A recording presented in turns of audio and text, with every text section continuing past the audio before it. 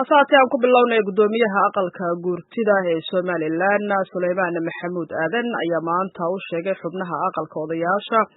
in ra'iisul wasaaraha Itoobiya Abiy Ahmed uu doonayo inuu booqasho ku yimaado magaalada Hargeysa iyada oo ay wada socdaan madaxweynaha Soomaaliya Maxamed Cabdullaahi Farmaajo. Warkan ayaa soo baxaya iyada madaxweyne Farmaajo oo toddobaadkii hore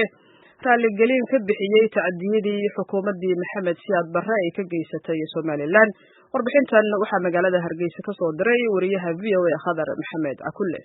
wasiirka arrimaha dibadda Somaliland Professor Yaasiin Xaaji Maxamuud Xeer oo ay soo laxidhay isla markaana wax ka weydiisay arrintan la xidhiidha imaanshaha ra'iisul wasaaraha waddanka Itoobiya Abiy Ahmed iyo madaxweynaha dowladda federaalka Soomaaliya Maxamed Cabdullaahi Farmaajo ay ku imanayaan magaalada Hargeysa ayuu ku gaabsaday wasiirka arrimaha dibadda ee Somaliland in arrintaasi uu madaxweynaha Somaliland ka hadli doono dhawaan mar ay fiyoeedu weydiisay wasiirka in arrintaasi uu jawaabteedaasi intaasi sheego ayuu ku gaabsaday in ay xigan karto ama ay fiyoeedu sheegi karto sida uu hadalka u dhigay oo ah madaxweynaha ayaa dhawaan ka hadli doona arrintaasi. dhinaca kale gudoomiyaha golaha guurtida Somaliland Suleymaan Maxamuud Aadan ayaa golaha guurtida ee Somaliland maanta ka sheegay arrin la xidhiidha imaanshaha madaxweyne Farmaajo iyo ra'iisul wasaaraha waddanka Itoobiya Abiy Ahmed ee Hargeysa inkasta oo aanu si cad carabka ugu dhufan balse waxaa hadalladiisii uu halkaasi ka sheegay gudoomiye Suleymaan ahaayeen sidan. markuu soo noqday wuxuu soo faray wasiirkii arrimaha dibadda waa nimanaya anigoo aan wada soconno war in laysan isbashaa moodeenna inagu waxa weeye waar ku soo dhaweyn mayno Ahmed maxamed ninka Abiy Ahmedna waxaan leenahay waar inaad waa loo keenay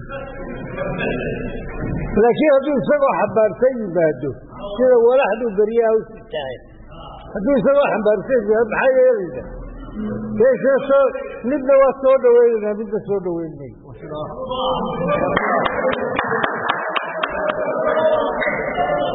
ilaa lagalama tasha waa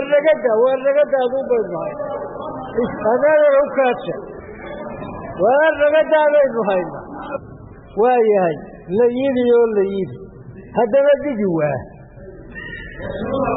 waayey suru waxba ku xidhi maynay waryaa noo keeni baanu leenahay oo la leeyahay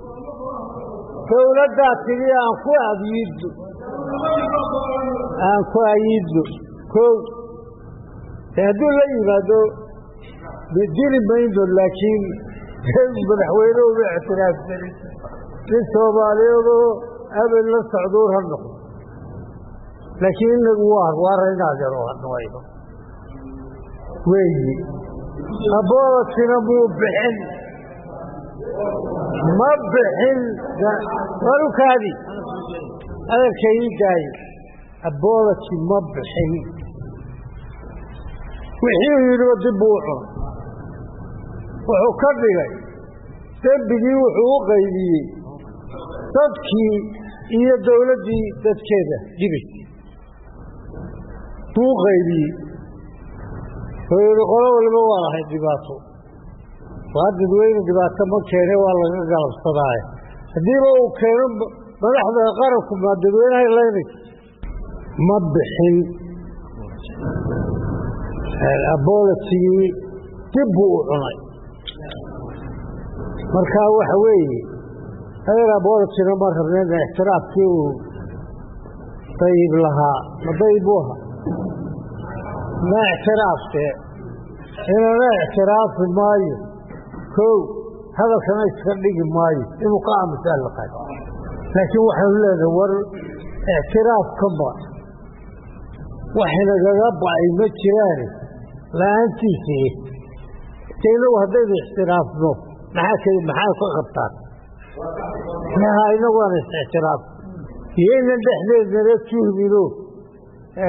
Suleymaan iyo muusena waa diiday intayada kalena waa ogolla waa meeshu maahe wallaahi waynu wada dadaalaynaaye waa gaari laana carab iyo wuxuuna hortaagan Soomaaliya waxa kaloo hortaagani ma jiro marka orodkuunbay mid hore ka badinay. geesta kale Cabdiraxmaan Xuseen Cadami oo ka mid ah dadka falanqeeya oo dhun daloola siyaasadda geeska Afrika iyo arrimaha nabadgelyada iyo dhaqaalaha ee gobolka ayaa ku tilmaamay arrintan mid ay adag tahay in la fahmo. horta marka hore gudoomiyuhu warkan isaga sheegay wixii ka horreeyey wuxun bay ahayd iska maaragtay hadalla ku tira kuteena sidaasoo tahay weli xukuumaddu si ofishala oo rasmiya umay sheegin imaatinka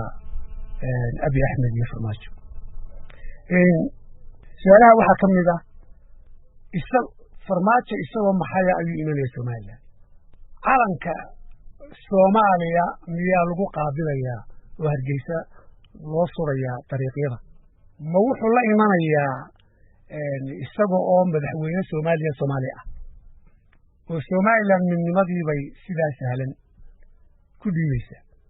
ma Farmaajo la imanaya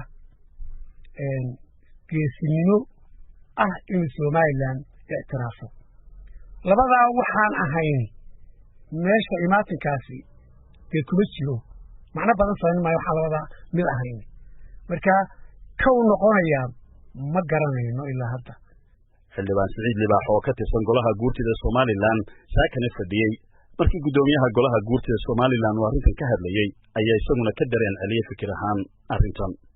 iyadoo ajinta laga hadlayay siyaasadda arrimaha dibadda iyo gudaha golaha ka hadlayay ay gudoomiye Saleebaan noo cadeeyay inuu isu soo raacayaan ra'iisul wasaaraha Itoobiya iyo madaxweyne Farmaajo ee dowladda ay saarka nahay inay imanayaan Somaliland ay ka soo degayaan marka gudoomiyuhu raaciyay meel soo dhaweynaa mise waynu celinaa gudoomiyuhu raaciyay fikirkiisa wuxuu lahaa inuu celino kirka shakhsiyan ahaan waxa ka qabaa bal haddii aynu af Soomaali baynu ku wada hadlaynaa laba dowladood oo jaaray nahay inaan ictiraafno inaynu ka wada hadalno oo gogasha Hargeysa haddii la iskugu yimaado inaynu ka wada hadalno waayo anigu waxaan qabaa maanta waa maalintii 60 oo kale 60 oo kale maanta furan Khadar Maxamed Akulafi oo Hargeysa